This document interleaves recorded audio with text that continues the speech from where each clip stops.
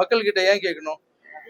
இவ்வளோ நாள் வீட்டில் அம்மா கிட்ட கேட்டோம், என் தம்பி கிட்ட கேட்டோம், எல்லா உறவுகிட்டையும் கேட்குறோம். ஸோ தாய்க்கு நிகராக நினைக்கிற என்னுடைய மக்கள்கிட்ட கேட்குறதுல என்ன தப்பு? இவ்வளோ நாள் என் கூட டிராவல் பண்ணி வந்திருக்காங்க என் ரசிகர்கள்.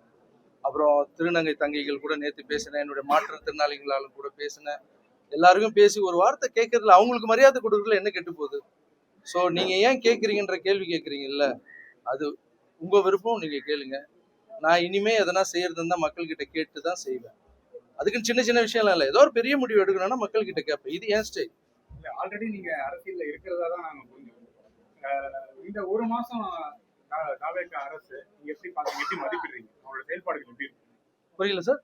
தமிழக வெற்றி கழக அரசு, விஜய் தலைமையிலான அரசு ஒரு மாசம் கடந்து இருக்கு, முடிச்சிருக்காங்க. அவங்களுடைய செயல்பாடுகள் எப்படி இருக்குன்னு பாத்தீங்க, எப்படி மதிப்பிடுறீங்க? இந்த ஒரு மாசமா நான் பார்த்துட்டு தான் சார் இருக்கேன். இந்த அரசு வந்து என்ன பண்றாங்க, அவங்களுடைய செயல்பாடுகள் எப்படி இருக்குன்னு தான் உங்களுடைய கேள்வி.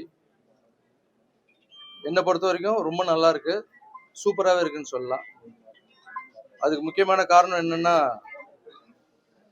ஒரு விஷயம் என்ன ரொம்ப இம்ப்ரெஸ் பண்ணிச்சு. கோவில் முன்னாடி இருக்கிற மதுக்கடையை மூடுறதுன்றது, ஸ்கூல் பசங்க ஸ்கூலுக்கு முன்னாடி மதுக்கடையை மூடுறதுன்றது எனக்கு ரொம்ப பிடிச்சிருந்தது. அப்புறம் இந்த கல்வித்துறை அமைச்சர் அவருடைய நடவடிக்கை, அப்புறம் அறநிலைத்துறை அமைச்சர் அவருடைய நடவடிக்கை, இதெல்லாம் வீடியோவில் பார்க்குறோம். உங்களை மாதிரி தான் நானும் பார்த்துட்டு இருக்கேன். ஸோ அவங்களுக்கு கொஞ்சம் டைம் கூட தேவைப்படுது சார். இப்போ நம்ம ஒரு புதிய ஏரியாவில் போய் நம்ம ஒரு வாடகை வீட்டுக்கு போகிறோம்னு வச்சுங்களேன். அந்த வாடகை வீட்டுக்கு போனவொடனே வீடு பார்க்கும்போது நல்லா இருக்கும் சார்.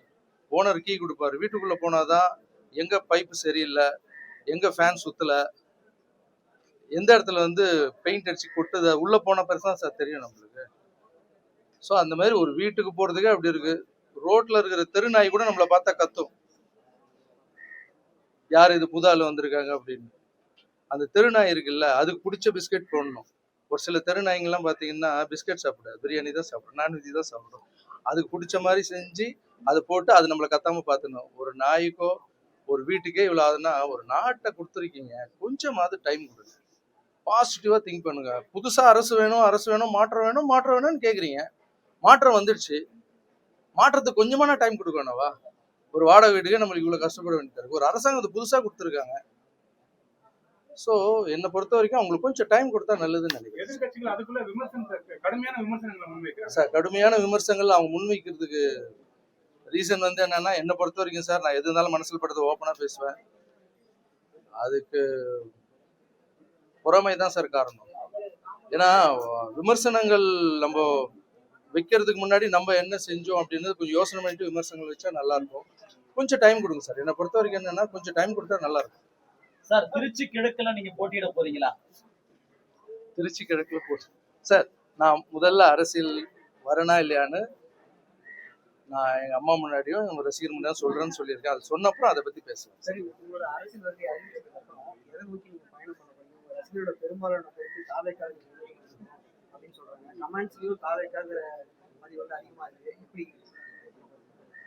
சார், யாரு கூட வரணும், எந்த டைம்ல வரணும், எப்படி வரணும், என்னுடைய அரசியல் நிலைப்பாடு என்னன்னு நான் ஒரு நல்ல முடிவு எடுத்திருக்கேன்.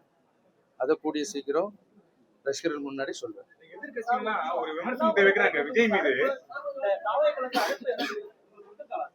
யாரோட சேர்ந்து பயணிக்க போறீங்க உங்க அரசியல் வாழ்க்கை? அதெல்லாம் கொஞ்சம் பர்சனல் சார், அதெல்லாம் பர்சனலான விஷயம். ஒரு சில ஃபோன் வந்திருக்கு, எல்லாம் சாப்பிட கூப்பிட்டுருக்காங்க, வாங்கன்னு சொல்லி அட்வைஸ் பண்ண கூப்பிட்டுருக்கேன். எனக்கு என்ன, நான் ட்ரஸ்ட் வச்சு நடக்கும்போது எல்லா கட்சி தலைவர்கிட்டையும் நான் போய் ஹெல்ப் கேட்டிருக்கேன் சார். எல்லாரும் வந்து எனக்கு எதிரி இல்லை, எல்லாரும் எனக்கு நண்பர் தான். ஸோ எல்லாருக்கிட்டையும் அட்வைஸ் வாங்கி பெரியவங்கிட்ட எல்லா கட்சி தலைவரும் பார்த்து ஆசீர்வாதம் வாங்கிட்டு என்னோட முடிவை சீக்கிரமா அறிவிப்பேன் சார்.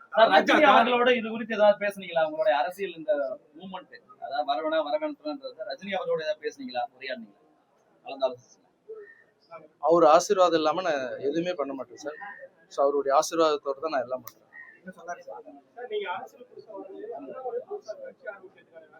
ஏன் சார்? புரியல.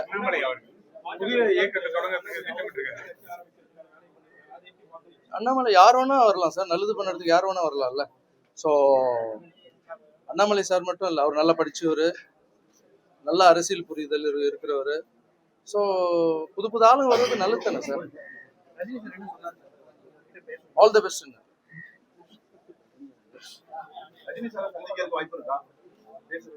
ஆமா சார், என் முடிவை தெரிவிச்ச அப்புறம் எல்லாருக்கிட்டையும் போய் ஆசீர்வாதம் வாங்கணும்ல. மேடை நிகழ்வு எப்போ எதிர்பார்க்கலாம்? ஆ? மேடை ஏற்றம் எப்போ எதிர்பார்க்கலாம்? கொஞ்சம் சீக்கிரமாவே சார். ஏன்னா அது ஒரு விஷயம், ஒரு புது விஷயத்த நம்ம முன்னெடுத்து போறோம். அதுக்கு வந்து கொஞ்சம் டைம் எடுத்து கரெக்டான தேதியை சார் உங்களெல்லாம் கூப்பிடாமையா சார் பண்ணிடுவோம். ஏன்னா நான் டான்ஸ் மாஸ்டர்ல இருந்து வளர்ந்த வரைக்கும் என் பத்திரிகையாளர் எல்லாருமே